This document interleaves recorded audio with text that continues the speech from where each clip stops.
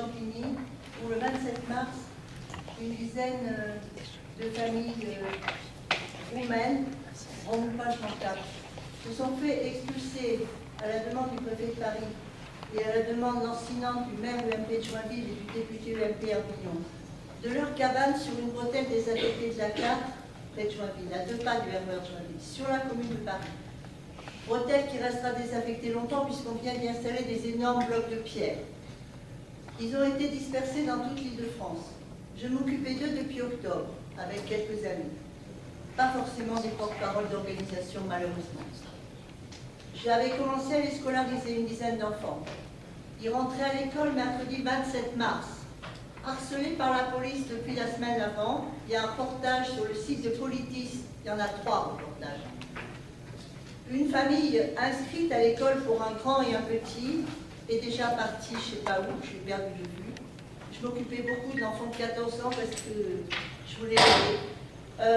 L'autre famille, 5 enfants dont une au sein et un enfant de 7 ans sourd-muet et jamais pris en charge. Quand j'avais assuré la scolarisation et je commençais à mettre en place la prise en charge du sourd-muet, relogé 5 jours, je ne sais pas où à la Cambrie, j'étais pas sur place, j'étais à Tunis, réexpulsé, je ne sais pas pourquoi, nulle part, relogé, actuellement dans des détritus entre 3 bretelles d'autoroute à Saint-Denis. Je suis en train de préparer et j'ai besoin d'un avocat. Tous les avocats étant surbookés, j'ai beaucoup de mal à en trouver une de disponible ou indisponible. Je veux faire un référé contre le préfet de Paris, que j'avais averti par lettre recommandée le 21 mars pour lui demander un sursis, juste un sursis de 3 mois, puisque les enfants allaient enfin aller à l'école, ce qui leur était pas arrivé depuis des fois 2 ans ou jamais de leur vie.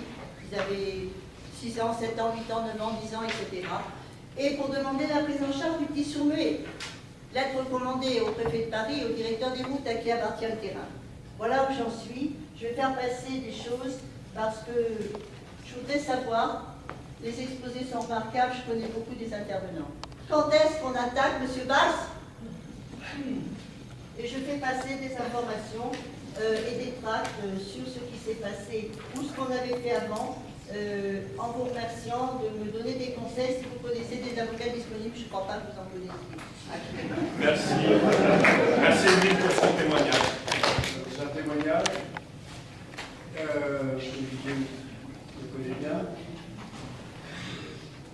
Nous avons fait je lutte pour les sans-papiers en 92 avec Denis, avec mon ami Bousset sur l'Europe, etc. Je passe, parce qu'il en parlera aussi bien de moi.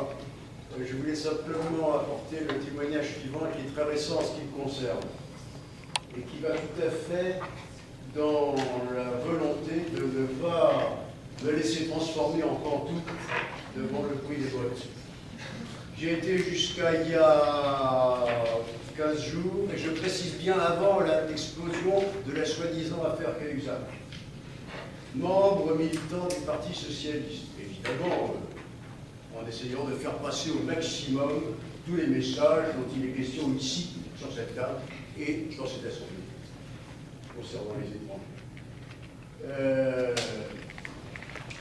La raison est fondamentale, et c'est que je me suis trouvé prisonnier pendant 3 heures, un lundi soir, enfermé par une demande de CRS, sur la commune d'Anières, alors que j'allais répondre à une invitation de monsieur le ministre de l'Intérieur qui allait célébrer la galette du roi à la mairie d'Anières. Et moi, j'ai été enfermé parce que j'ai eu la mauvaise idée de dire bonjour à des copains qui ne sont pas du Parti Socialiste, qui sont de RSN, etc. Avec lui, je ne t'empêche pas, bien sûr. Donc, je voulais simplement insister là-dessus et dire à quel point ceci. Alors, je sais que on se fait, quand je dis ce que je vais dire, on vous accuse de faire des amalgames historiques complètement faux. Moi qui vais bientôt fêter le 30e anniversaire de mes 50 ans, je dis et j'affirme que je revis ce que j'ai vécu gamin dans les années 40, vis-à-vis de qui vous savez, et dont on disait, mais non, ils sont pas intégrables, la preuve, etc.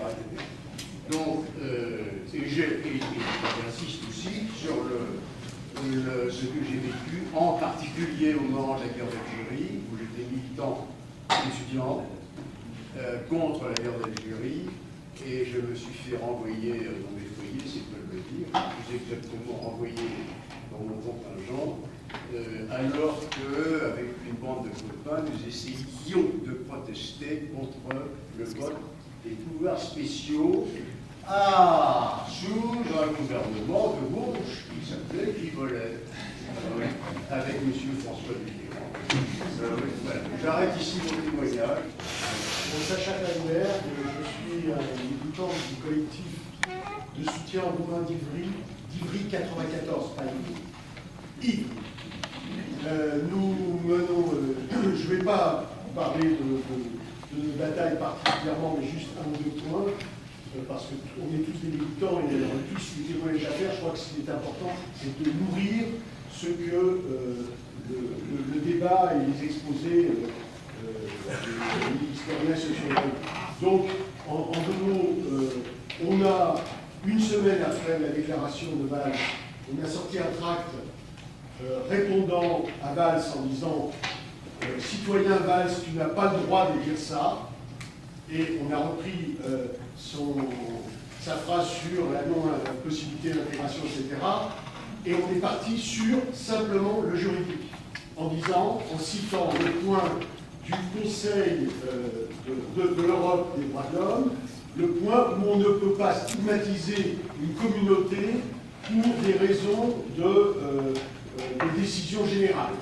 Donc sur ce point-là, on s'est appuyé là-dessus et on a rappelé que l'État français, l'ancien régime et le nouveau, ont été condamnés 5 à 6 fois par le Conseil de l'Europe sur leur discrimination en ce qui concerne les populations. Ce tract a été distribué sur les marchés et dans les cités d'Ivry, et notamment les cités qui jouxtent le campement Rome. Ce sont des voisins. Voilà. Pour l'instant, l'accueil est relativement... Mais nous sommes à Ivry. L'histoire ivrienne est particulière.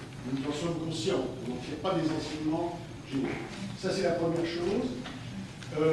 La deuxième chose que je voulais dire, c'est que j'ai assisté dans une université à la Sorbonne il y a quelques années à, et vous étiez là, je me souviens, à une journée de conférence sur l'immigration par rapport au ministère, le fameux ministère de l'identité nationale. Et donc, il y avait là, pendant toute la journée, moi personnellement qui je n'ai pas été à l'université, je me suis régalé, il y avait la crème des chercheurs des sciences sociales. La crème. Et y compris un des intervenants a dit, mais sur ce point-là, on cherche un intervenant qui soit d'accord avec le ministère, etc., dans les sciences sociales, on n'en trouve pas. Ça veut dire qu'à un moment donné, les intellectuels se sont levés sur cette question-là. J'espère que c'est le grain, aujourd'hui, le grain de cette levée-là. C'est ce que je souhaite. Et pour terminer concrètement, moi je propose, on a parlé de cette place des droits de l'homme dans cette ville d'Ivry, je propose qu'il y ait une initiative région parisienne d'une manifestation symbolique sur la place des droits de l'homme à Ivry et où on débaptise à chaque fois qu'il y a les droits de l'homme, on met les droits des Roms. On a failli le faire le vendredi. Voilà, c'est la proposition concrète que je fais. Merci. Juste après, revenir sur la guerre d'Algérie, puisque beaucoup d'entre vous ont connu cette période. Qu'est-ce qui s'est passé au départ? C'était des égorgeurs contre la civilisation. Il fallait que la civilisation occidentale résiste à des brigands. Qu'est-ce qui s'est finalement... La civilisation, elle s'est réduite à de la torture. Elle était ramenée à la torture. Donc, ça a été, je dirais, à la fois un scandale, devant laquelle la société française, finalement, apparemment, n'a pas beaucoup bougé. Donc, on a eu l'impression, espèce de silence, de pesanteur de la société, face à quelque chose que tout le monde reconnaît maintenant comme une qualité. C'est cette question de... Je voudrais poser la question de l'inertie de la société, du silence de la société, et finalement d'une certaine connivence. Je crois que ce n'est pas si simple que ça.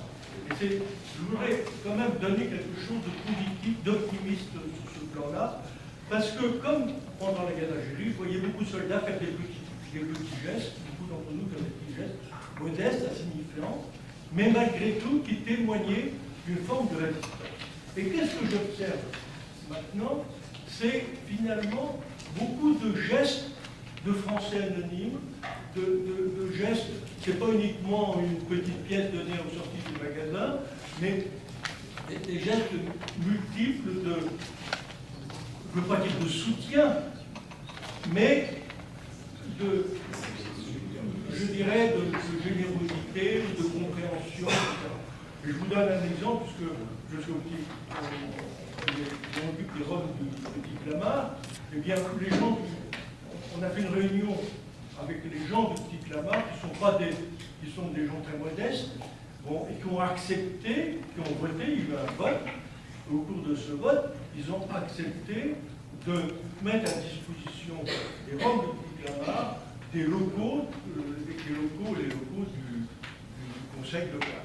Donc il n'y a pas une, contrairement à ce qu'on pense, il n'y a pas une indifférence générale par rapport à la question rome. Et la question que je me pose, et pour laquelle j'interviens, c'est qu'il ne faut pas désespérer de l'inertie de la population. Je crois qu'il y a quelque chose, il y a beaucoup de gens de tous les milieux qui s'interrogent sur ce que fait le gouvernement. Donc ne soyons pas totalement pessimistes, c'est un peu le message que je voudrais faire. Jean-Louis Loirat, Secours catholique en Essonne et président au niveau national de l'association des cités du Secours catholique qui gère les établissements sociaux de cette maison.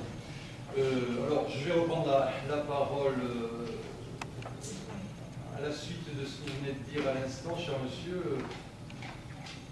Je suis avec vous dans l'espérance, mais enfin, il faut vraiment avoir du courage pour dire cela. Mais nous espérons aussi, et je pense que là, c'est bien la conscientisation, c'est un peu catho, la sensibilisation de nos concitoyens qui est première. Et je vous pose la question, je nous pose la question, que faire?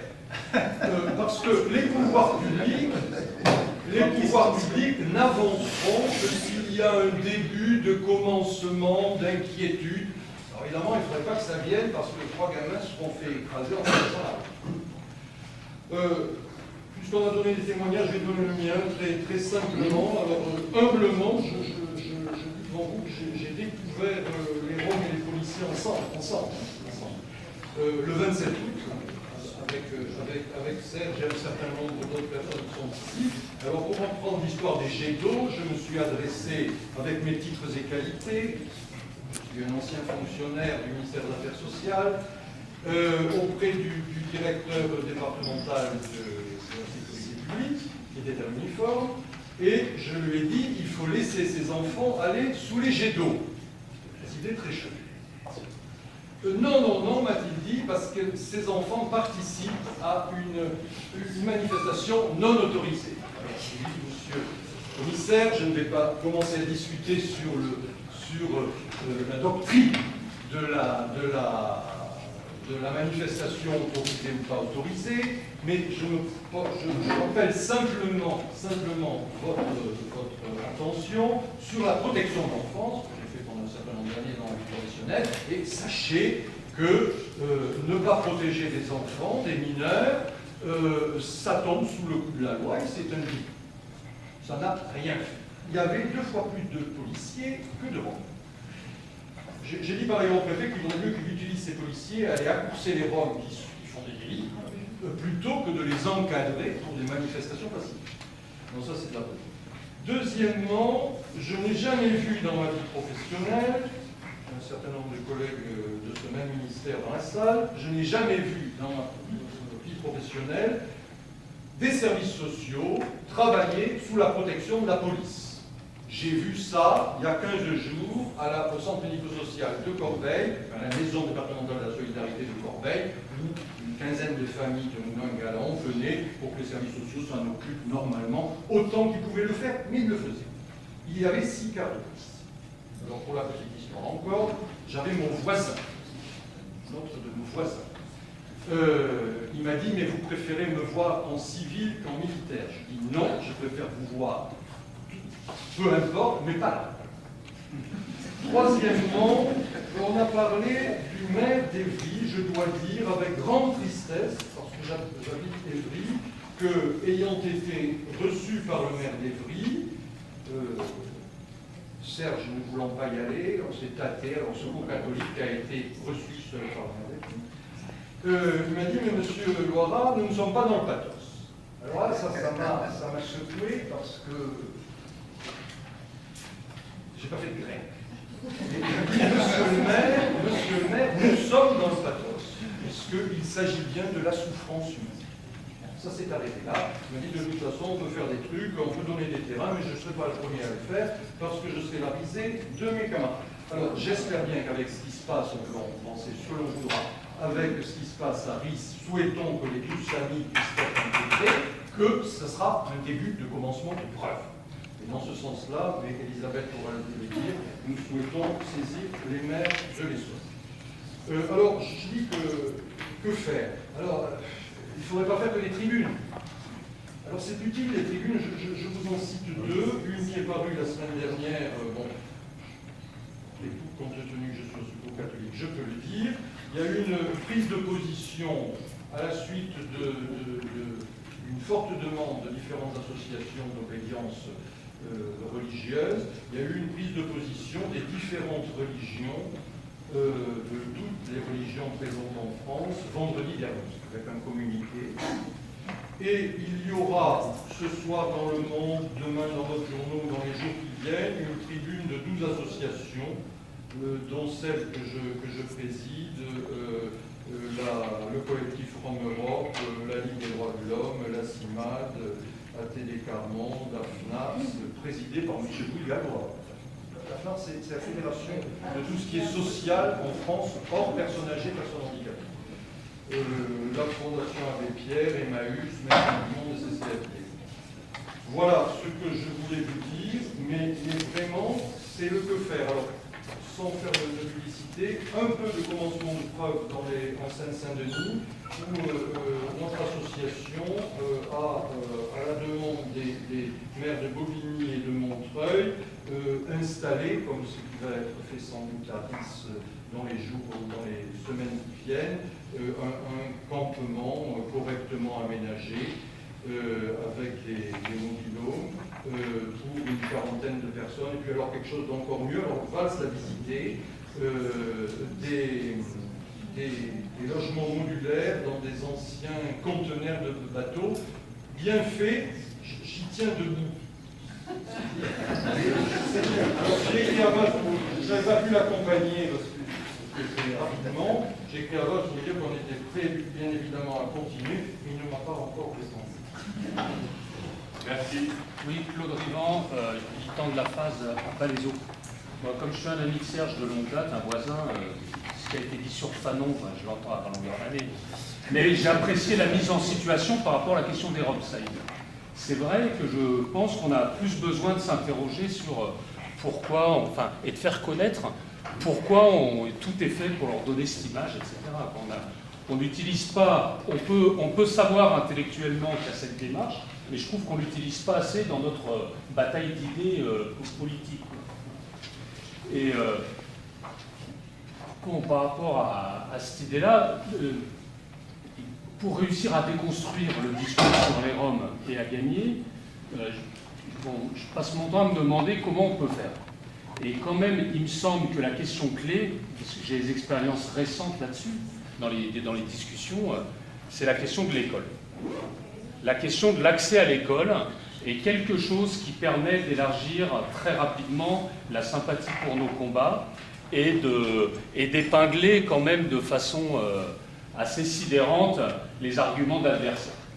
C'est vrai que, bon, Saïd, il disait à juste titre, on les nomadise, ils ne se revendiquent pas nomades, ils ne souhaitent pas être nomades.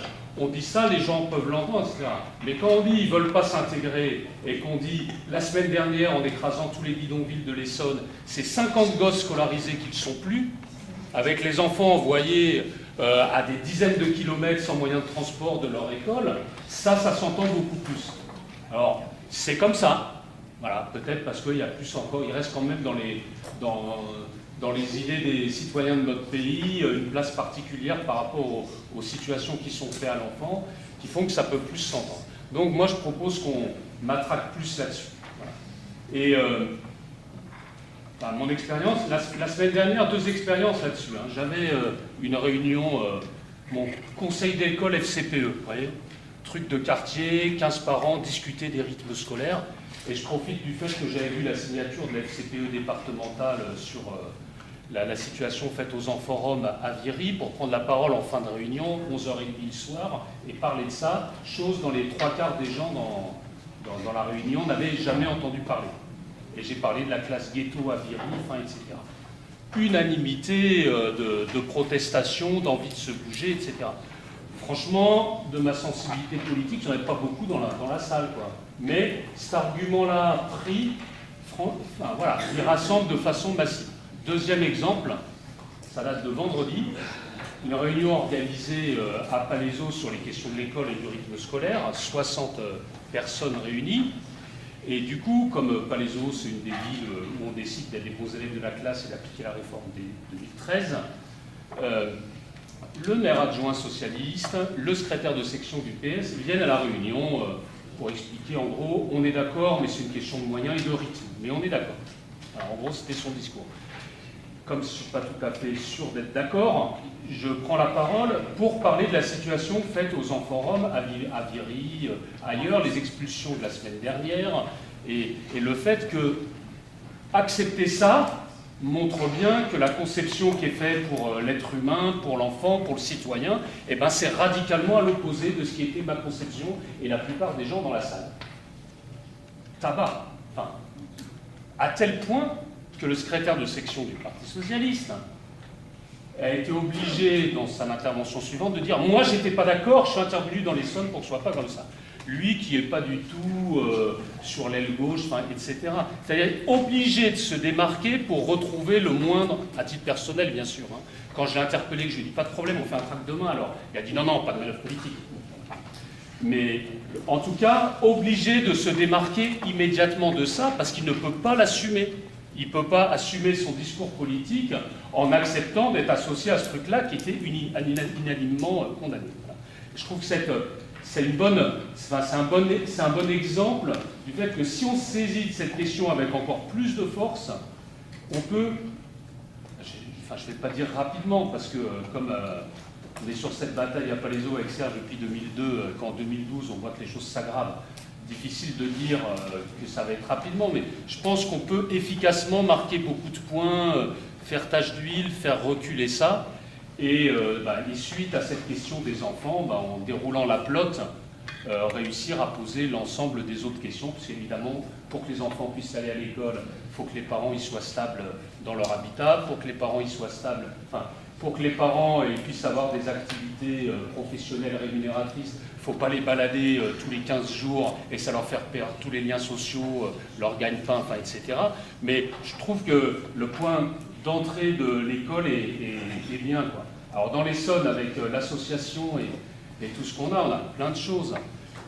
La classe sauvage ouverte à la mairie pour forcer l'ouverture d'une classe qui était refusée depuis des mois, je finis là-dessus, Farid.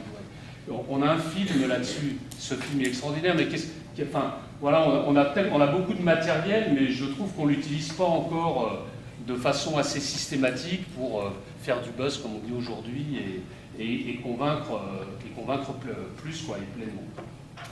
Voilà. La question, c'est le dernier point, la question des classes ghetto. J'ai pas pris, mais c'est quand même quelque chose d'extraordinaire. On parle d'exceptionnalité. Quand on les fout en difficulté grâce à la bataille politique au quotidien de l'association et qui sont obligés de scolariser les enfants, putain, on les foutra à part, comme des parias, mais pas dans les locaux de l'éducation nationale. Mais ça, n'importe quelle personne sensée est choquée par ça. Voilà. Donc je pense qu'on peut faire plus fort, plus mal, plus massif et plus efficace, et que c'est par là que ça passe la reconquête des textes. Quand on parle, vous savez, je ne sais pas si vous êtes au courant, à la suite de l'expulsion du terrain d'Eris, Arangis, effectivement, il y a eu un accord avec le préfet, avec le conseil général de la mairie pour que 12 familles intègrent un parcours d'insertion. Mais, franchement, je me pose la question, je veux bien comprendre, et je veux bien dire que c'est hors des questions de laisser tomber ces familles, et que c'est une bonne chose. Mais, la question que je me pose, et que je continuerai à me poser, et que je vous invite à vous la poser, c'est, vous ne pensez pas que justement c'est ça aussi qui justifie également, si ce n'est pas plus, la violence qui est encore faite à l'égard de Rome. Et je vous dis une chose simplement, vous parlez de la classe ghetto, et vous êtes peut-être témoin, vous êtes peut-être connaisseurs et connaisseuses de la violence à laquelle M. Raffaali, maire de Ris-Orangis, s'est donné à l'égard de Rome. Aujourd'hui, il est en train de dire « personne ne peut dire rien à mon égard, puisque je intègre 12 familles roms, je les domicilie au CCAS, et je vais leur construire des bungalows, je ne sais pas quoi, et donc on ne peut pas dire que moi, alors qu'on est témoin, je suis témoin, et je le serai jusqu'à ma mort, de la violence et du racisme que M. Raffaali a fait état à l'égard de Rome. Voilà, c'est juste. Ce n'est pas dans la controverse, mais je veux qu'en tant que citoyens et citoyennes, on réfléchisse sur ce que nous faisons, comment nous le faisons, et qu'est-ce que nous acceptons, nous, à l'égard de pouvoir public. Voilà, on passe la parole au En 2 mots, dans la continuité de ce que soulevait Claudia à l'instant, c'est vrai qu'on peut tout à fait s'interroger sur les mécaniques ou systèmes politiques, médiatiques qui rusent continuellement sur les questions sociales, la question du droit au travail, la question du droit à la santé, du droit au logement, pour bien souvent finalement les ramener à une sorte de discours humaniste plus ou moins abstrait. Donc voilà, je voudrais juste faire quelques remarques, parce qu'il y a eu beaucoup d'interventions sur les questions, mais 2-3 petits points qui me semblent essentiels. D'abord sur la question de l'inertie d'une population. Bien entendu, lorsque je disais tout à l'heure qu'il faut s'interroger sur le silence des pantoufles, ça ne veut pas dire que toutes les pantoufles étaient silencieuses. Je comprends bien. Et surtout, il faut l'inscrire dans l'histoire. Et il faut qu'on puisse comparer à des moments dans notre histoire dans lesquels on a eu aussi des progressions. C'est juste pour qu'on ne prenne pas les choses comme étant acquises. Si je prends l'exemple de la guerre d'Algérie, on a eu très peu de mobilisation au début de la guerre d'Algérie. La campagne idéologique a été telle, la préparation, l'héritage historique, l'espace mental colonial qu'on se trouve pour l'histoire, plus la campagne idéologique, plus la peur de mort de nos jeunes qui partaient, ont créé un complexe qui expliquait, il y a plein de raisons, y compris on pourrait expliquer qu'est-ce qui mène aujourd'hui une partie importante de la population française, je pense qu'il faut qu'on regarde la réalité en face, à être vis-à-vis des Roms sur l'idée qu'ils nous embêtent. Ça ne veut pas dire qu'ils vont jusqu'à la conclusion de je suis d'accord avec ce que fait M. Valls, mais ils nous embêtent.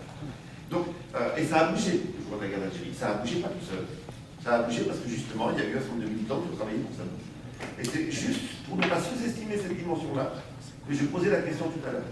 Je pense que l'affrontement vis-à-vis de l'appareil d'État est absolument nécessaire, c'est lui qui met en place des politiques publiques, mais, et encore une fois, je n'ai pas de solution miracle, mais il doit être complété aujourd'hui par d'autres actions en direction de la société civile française, si on veut que demain la rapporte de force s'inverse. Et je pense qu'on a intérêt à réfléchir à cette dimension. La seconde aspect sur lequel je voulais insister, c'est sur la question des enfants. Vous avez raison. Pour des raisons, là aussi, on pourrait faire une séance de travail là-dessus. Il y a des héritages qui permettent, autour de la question de l'enfance, d'avoir des éléments de résistance là où elles ont disparu sur d'autres tâches. On l'a vu avec RESF. Moi qui suis un militant des sans-papiers depuis 1996, depuis Saint-Bernard, je suis obligé de constater que quand RESF est apparu, on a eu une vague de dynamisme comme on n'avait jamais connu. Pourtant, on s'était battu dans le passé, avant RESF, pour que les populations se mobilisent. Là, on a une population de parents, d'enseignants, etc., beaucoup plus forte. Donc oui, la question de l'enfance, elle détache. Mais attention, ça n'est pas un acquis. L'histoire est partout. Ce sont des choses qui peuvent encore bouger. Je vais juste donner des exemples sur la question de la mise en exception, y compris vis-à-vis de l'enfant. Il n'y a aucune raison que cette logique-là, il ne la développe pas, il ne la fasse pas passer si nous ne sommes pas en mesure de réagir, y compris pour l'enfance. Moi, j'ai eu de la chance dans un travail antérieur de travailler sur les clients de la prostitution. Tout le monde parlait des prostituées, moi je me suis intéressé à pourquoi des hommes devenaient clients. Parce qu'à centrer uniquement sur les prostituées, on faisait comme si elles étaient elles responsables de l'existence d'une processus prostitutionnelle, à ne pas interroger les motivations des clients et les prostituées des clients, on nous dit cela. Eh bien, en interrogeant les clients, c'est extrêmement intéressant de voir comment dans leur discours, en particulier ceux qui allaient à l'étranger, il y avait une réelle autorisation à avoir des actes sexuels avec des enfants à l'étranger, chose qu'on ne s'autorisait pas ici. Et avec comme discours un discours de mise en exception. Dans leur culture, ça n'est pas la même chose. Alors bien entendu, on est loin de là lorsqu'on parle des Roms, mais c'est important d'avoir en tête. Je rappellerai les propos de Sarkozy à propos des jeunes de 16 ans pour lesquels la circulaire de 45, l'ordonnance de 45 ne serait pas adéquate, en nous disant vous êtes des grands rêveurs entre nos jeunes de 16 ans en 45 et les grands noirs baraqués de 16 ans aujourd'hui. Ça n'a plus rien à voir. Qu'est-ce que vous disiez? Vous disiez aujourd'hui, eh bien, on ne peut pas les considérer comme des enfants. Il y a une mise en exception de l'enfance qui est exacte. Et je vous rappelle quand même tout le discours sur la culture rome et les enfants. L'exploitation des enfants par leurs parents, la mendicité organisée par les parents, etc. Donc c'est pas un acquis définitif. Donc il faut utiliser cette sensibilité particulière à l'enfance qui perdure encore. Mais attention, rien ne dit que cette résistance ne peut pas se transformer si nous ne sommes pas capables de retour du rapport de force à ce niveau. Par rapport à votre question, alors moi je vous risque de choquer. Je sais que j'ai sur un certain de débat l'habitude de pousser une logique jusqu'au bout qui allait relativiser après, mais ça m'a fait beaucoup d'envie. Je suis contre tous les parcours d'insertion minoritaire. Je vais expliquer, après on relativise et après, etc. Mais c'est une logique qui nous conduit, qui peut nous conduire, à nous satisfaire de ces 14 parcours d'insertion et à oublier que la revendication c'est véritablement le droit. On est là sur une logique qui est la même que ce qu'ils ont appelé en diabolisant discrimination positive. Et qu'on peut résumer avec la formule suivante. La discrimination positive, ça n'est rien d'autre que lorsqu'un peuple demande du pain, on lui répond, vous n'aurez pas de pain, mais quelques-uns d'entre vous auront des brioches. Est-ce qu'on est content lorsqu'on dit quelques-uns des Roms auront un parcours d'insertion et pour tous les autres, ça justifie qu'on puisse les poursuivre? Et donc ça pose problème. Ça ne veut pas dire qu'il faut avoir une position de refus catégorique, mais qu'il ne faut pas être dupe de ce que ça cache. C'est une très vieille logique qui consiste à justifier l'oppression pour une majorité en mettant en exergue, en soulignant, c'est le même débat qu'à l'époque des luttes indigènes, alors de justifier la colonisation au travers d'une élite qui aurait réussi, on ne sait pas que nous ont produisé la catastrophe pour la grande masse, donc c'est la même logique. Il faut vraiment s'interroger sur le fait que quelle est notre attitude par rapport à ça? Je pense qu'effectivement, s'il y a plus de familles qui s'en sortent, on peut dire on est content, mais attention à ce que ça ne crée pas la justification, la légitimation de mise de vos téléphones. Et je terminerai sur quelqu'un a posé la question du Nuclefer, j'imagine qu'on va y revenir dans la seconde série d'interventions. Je voulais juste souligner que si je n'ai pas dit que des bêtises, nous devons à la fois, et ça on ne sait pas faire, on ne sait plus faire, d'accord, on ne sait plus faire. Nous devons à la fois agir contre les responsables, c'est-à-dire contre l'appareil d'État et ses politiques publiques, et agir par en bas pour tisser des interactions entre des populations qui risquent de s'affronter demain si nous ne faisons pas. Autrement dit, ça nous pose la question, au-delà de la dimension uniquement revendicative, de comment on crée une contre-société civile, comment on crée de l'interaction par en bas. Je n'ai pas de solution, hein, mais ce que vous avez décrit est intéressant. Il faudrait, autrement dit, partout où il y a un regroupement de Roms, il faut qu'on se pose la question. Ne laissons pas la situation fonctionner toute seule jusqu'à ce que les habitants se retrouvent en opposition avec les Roms. Et donc, qu'est-ce qu'on peut mettre en place comme mode de vie alternatif, comme interaction, qui permettent d'éviter cette dégradation qui sera utilisée par le pouvoir d'État. Je vais faire juste 3 remarques en micro à un certain nombre de choses qui ont été dites antérieurement. La première de ces remarques, c'est sur la question de l'état d'exception. La seconde, c'est sur la question de la décivilisation, justement rappelée par...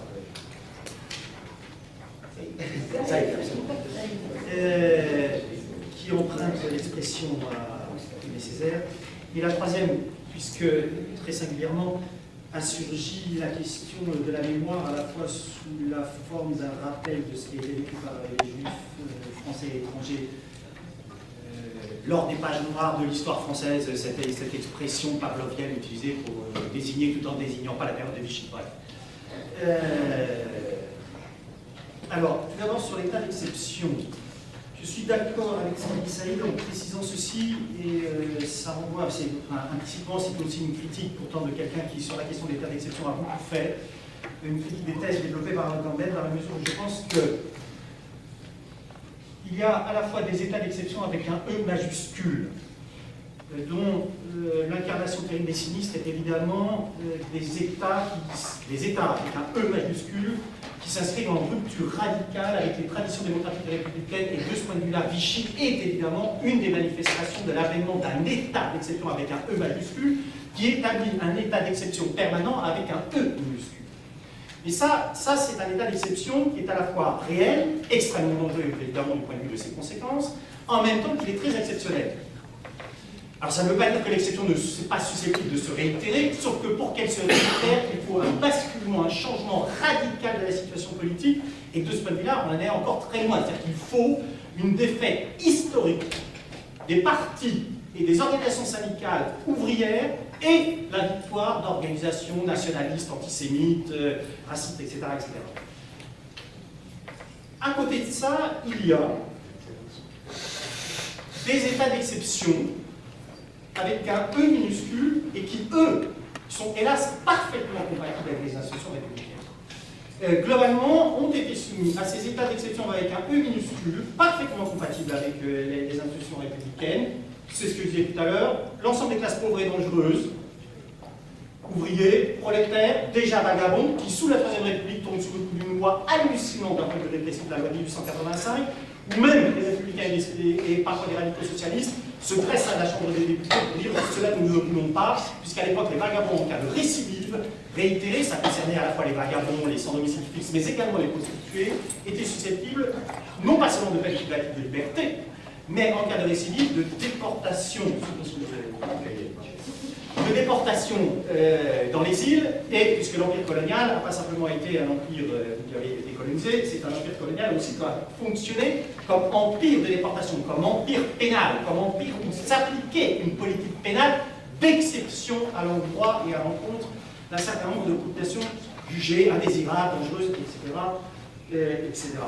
Donc la conclusion de cette affaire, je pourrais multiplier les exemples, c'est vrai pour les immigrés lorsqu'ils étaient colonisés, c'est vrai pour les Français musulmans après la Seconde Guerre mondiale, pourtant, juridiquement, sous la 4e République, pensés comme des citoyens français, et qui, lorsqu'ils arrivent en métropole, sont, en dépit des grandes déclarations de principe inscrites dans le préambule et dans la Constitution de la 4e République, absolument traités comme des étrangers et soumis effectivement, à des discriminations systémiques, déjà, logement, relégation dans les banlieues, salaires les plus bas, emplois les plus terribles, les moins qualifiés, les plus dangereux, et déjà victimes, faut-il le rappeler, alors que le taux de chômage, puisqu'on est au début des 30 Glorieuses, et en plein 30 Glorieuses, le taux de chômage de la population nationale métropolitaine, qui ferait pâlir d'envie tout homme politique de droite et de gauche, qui, s'il arrivait à un taux de chômage, serait élu ad vitam aeternam à supposer des institutions, etc.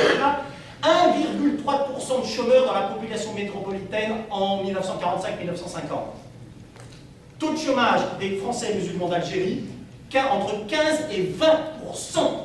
Et donc là aussi et là encore, c'est bien la preuve qu'on a bien affaire à des discriminations systémiques. À quoi s'ajoutent déjà des pratiques policières d'exception, contrôle d'identité au faciès systématique, ça ne relève pas de comportement policier et de pratiques policières graves, etc., etc., et éventuellement expulsion. Les plus graves, les plus importantes étant évidemment celles qui ont eu lieu à l'occasion de la manifestation pacifique du FLN le 17 octobre à Paris. La conclusion de tout ça, c'est donc que ce n'est pas ou la République ou l'état d'exception français, mais c'est la République et l'état d'exception pour certains. Et aujourd'hui, on est en plein dedans. C'est un état d'exception qui s'est appliqué massivement contre les étrangers, alors en situation irrégulière sous Nicolas Sarkozy. Rappelez quand même sur ce point, mais c'est hallucinant, que tous les dispositifs juridiques, législatifs et réglementaires, qui n'ont cessé d'être multipliés sous le dernier quinquennat. Mais la chose avait été initiée avant, quand le Nabo de l'Élysée était ministre de l'Intérieur, et que celui qui se présente comme l'ami des populations, des quartiers, comme on dit, qui déambule dans les quartiers populaires qui déambulait, parce qu'aujourd'hui, bon, il a totalement disparu, mais qui, quand il avait quelques velléités de faire de la politique, déambulait dans les quartiers populaires avec force journalistes et caméras, pour montrer combien, à la différence de son ennemi le plus intime et le plus général et le plus personnel, à savoir Sarkozy, lui pouvait se rendre dans les banlieues, à la différence de là. Je pense évidemment à Dominique de Villepin, qui faisait force de démonstration de consommation de thé à l'amande et de pâtisseries orientales pour montrer combien lui était proche des banlieues et des populations de ces banlieues. Lui qui quoi? Lui qui a appliqué la loi de 1955 sur l'état d'urgence pour mater les émeutes de novembre 2005. Lui qui déjà, lorsqu'il était Premier ministre, fixait au ministre de l'Intérieur comme objectif très républicain, comme chacun sait, l'objectif suivant de 12 à 15 000 expulsions par an. Alors évidemment, Sarkozy, Claude Guéant, Besson et quelques autres ont fait beaucoup mieux puisqu'ils ont doublé le chiffre à la fin du quinquennat. Et donc, la situation dans laquelle nous sommes, c'est bien celle-là. C'est bien d'un côté des institutions républicaines qui fonctionnent comme institutions républicaines avec tous les droits et libertés démocratiques globalement garantis pour les nationaux et les étrangers en situation régulière, et un état d'exception qui s'applique, fonctionne effectivement pour certaines catégories qui peuvent changer au gré de l'histoire et qui aujourd'hui sont effectivement les Roms. Sur la question de la décivilisation, là aussi, là encore, parce que la décivilisation est évidemment à la fois un produit de la banalisation de l'état d'exception, et en même temps que cette décivilisation crée les conditions politiques, collectives, individuelles, et si je puis dire entre guillemets morales, de la poursuite de cet état d'exception. Et cette décivilisation, au fond, c'est très exactement celle qui nous conduit, qui conduit. Et de ce point de vue-là, je suis d'accord avec le diagnostic fait par Saïd, qui est à la fois, qui est pas un diagnostic pessimiste. Le problème n'est pas d'être pessimiste ou optimiste. Il est d'abord commencer par essayer d'examiner la situation telle qu'elle est. De ce point de vue-là, je trouve que le diagnostic qui est fait là, aussi terrible soit-il, quand bien même il nous pose effectivement de très nombreux problèmes, et qu'il pose aussi, pas simplement à nous, mais parce que cette question, elle doit être adressée aux directions des gauches parlementaires et radicales. Parce que de cette situation, ils et elles portent une responsabilité écrasante. Parce qu'en ne faisant rien hier contre la politique de Sarkozy contre les immigrés, en ne faisant rien aujourd'hui contre la politique anti-Rome, sauf éventuellement signer un appel, par exemple, à cette réunion, ou d'appel à manifester. Mais ça, ce n'est pas fait en politique. Ça, c'est globalement se dédouaner en affichant le nom de son organisation pour dire « Ah mais oui, mais regardez, on y était ». Et sur le terrain, où sont-ils? Où sont-ils les militants de ces grandes organisations ouvrières? Et toutes, même même l'organisation qui est dirigée par quelqu'un qui a pourtant le verbe haut et qui, en matière de républicanisme, est prêt à donner des leçons à tout le monde. Où est-il celui-là? Je n'ai pas entendu une seule déclaration de celui-là sur la politique anti-Rome. Lui qui est prêt à se déplacer pour aller intervenir et défendre les ouvriers français, où est-il lorsque des expulsions par la force sont réalisées? Où sont les militants de cette organisation? On ne peut pas dire qu'on les a beaucoup vus. Et donc la décivilisation, c'est quoi? C'est très exactement ce processus qui rend l'inacceptable acceptable et qui fait que progressivement, effectivement, ce qui hier était perçu comme intolérable sur le plan politique et sur le plan éthique devient progressivement banal.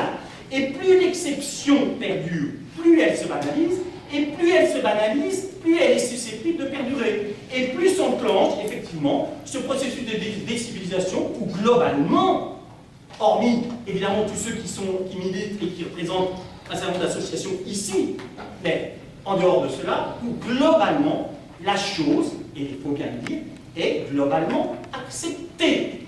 Soit parce qu'on est d'accord, soit parce que pour des sombres calculs électoraux, on considère que sur ce terrain-là, on ne va quand même pas s'engager. Hein, on ne va pas risquer un portefeuille ministériel lorsqu'on appartient à Europe Écologie Les Verts.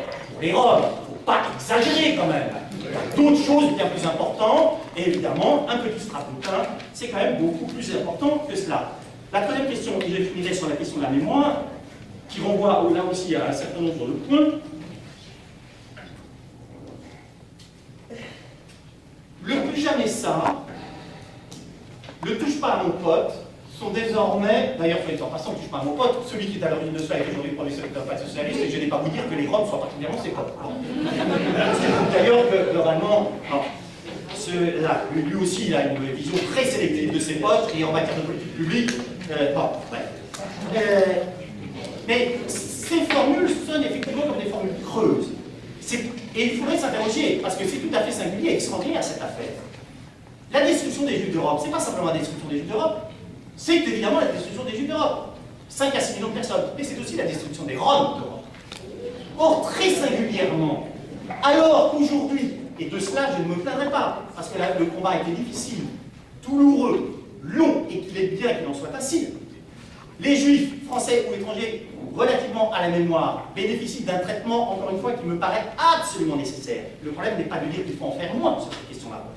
Le problème est, cela est acquis, mais cet acquis ne fait que souligner davantage le traitement différentiel qui est fait de l'histoire dramatique et génocidaire d'autres populations européennes. Et de ce point de vue-là, en ce qui concerne les Roms, globalement, ce passé criminel de l'Europe, incarné par les nazis, est un passé qui ne pèse en rien, qui n'a aucune incidence sur la façon dont ils sont aujourd'hui traités. Alors ça ne veut pas dire, je ne veux pas par cela suggérer si peu que ce soit que la politique à laquelle nous sommes aujourd'hui confrontés aurait à voir avec la politique des nazis, parce qu'encore une fois, je suis convaincu que nous sommes dans deux mondes distincts. Reste que, effectivement, nous sommes bien dans cette situation où prévaut cet état d'exception avec un E minuscule, et que de ce point de vue-là, la situation est pour le moins délicate. Alors, je finirai juste sur ces remarques. Que faire? Vaste question posée, chacassée par un certain Vladimir, oui. Qui lui a posé dans des circonstances tout à fait particulières avec un projet politique singulier. Enfin, il était propre, assurément. Qui n'est pas forcément le nôtre, enfin, peu importe, c'est vraiment un autre débat. Mais que faire néanmoins? Un double constat. Un, le constat tragique lié à ce que je disais précédemment sur les grandes directions des partis des gauches parlementaires et extra-parlementaires. Cette division politique du travail qui s'est maintenant instaurée depuis très longtemps entre, d'un côté, des partis qui prétendent assumer et défendre et faire une grande politique, et de l'autre, des associations spécialisées qui défendent les sans-papiers, les Roms, les prostituées, bref, toutes ces catégories indésirables, etc., sans que jamais les premiers, au fond, ne prennent véritablement en charge ce combat et l'inscrivent au plus haut de leur agenda politique. Ça, c'est une division tragique qui explique les raisons, la situation en partie dans laquelle nous sommes aujourd'hui. Et à cette première division, à mon avis, on ajoute d'autres qui là passent à travers la kyrielle d'associations existantes en France, avec d'un côté donc des associations spécialisées sur les sans-papiers, les enfants dans les écoles, RESF, et donc le problème là non plus n'est pas de critiquer RSF sur ce point, et d'autres des associations spécialisées sur l'homme. Autrement dit, cette division du travail politique, elle rebondit et se répercute, y compris au travers des associations. Et de ce point de vue-là, la somme de ces divisions est totalement mortifère, pas simplement pour les populations que nous cherchons à défendre, pas simplement pour combattre les politiques qui visent ces populations, les sans-papiers et les Roms, mais elle est également mortifère pour nous. Elle est mortifère pour ceux qui cherchent à incarner et à se battre pour une autre politique que celle qui est aujourd'hui en cours. D'où la nécessité, à mon avis, effectivement, d'essayer, grand mot d'ailleurs, mais là et là, je m'y suis essayé avec quelques autres, avec un succès mitigé, momentané, puis je m'en doutais un peu, parce que je ne suis pas particulièrement naïf, mais d'essayer donc d'agréger, de réunir ce qui justement est divisé et que par ces divisions même fait le jeu du pouvoir, facilite la politique mise en œuvre, et donc effectivement essayer de diviser ce qui ne devrait pas l'être, parce que je crois que c'est absolument essentiel, à la fois pour le présent et pour essayer de construire une alternative plus générale.